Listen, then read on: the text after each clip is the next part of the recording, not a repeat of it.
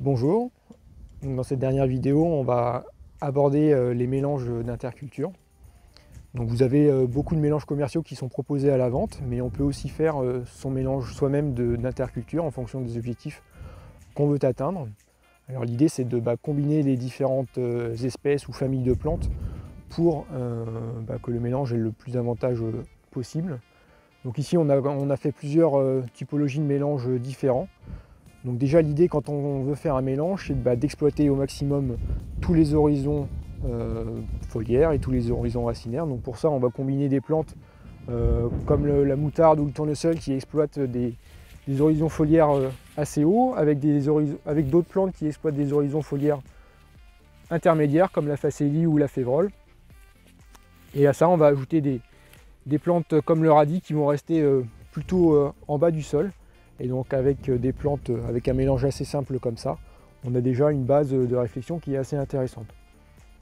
Avec ces mêmes plantes, on va aussi, par rapport au sol, avoir un effet structurant, avoir un effet travail intermédiaire du sol, travail superficiel. Et avec ces espèces, on a déjà une assez bonne complémentarité.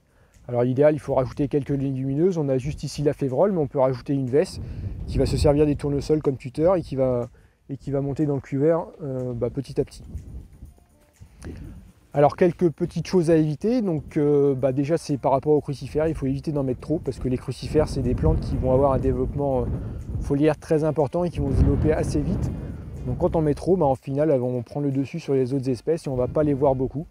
C'est ce qu'on peut voir ici, par exemple dans ce couvert ici, on a beaucoup de moutarde blanche et au final on voit que ça. Alors il faut quand même, je pense, mettre un petit peu de crucifère parce que c'est ça qui permet de sécuriser son couvert.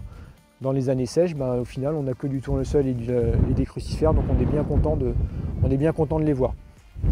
Mais il faut les mettre avec parcimonie.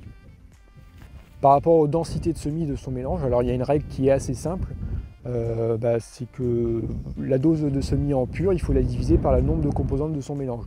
Par exemple, une variété qu'on va semer à 10 kg, dans un mélange 5 espèces, au final on la sème à 2 kg.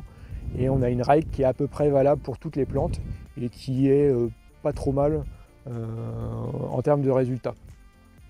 Après, ce qui est la chose la plus importante, c'est de tester les choses chez soi et de voir quelles sont les espèces ou les mélanges qui sont plus adaptés à nos contextes pédoclimatiques en fonction des années, en fonction des types de sols qu'on a, de la pluviométrie et de la climatologie que l'on peut avoir.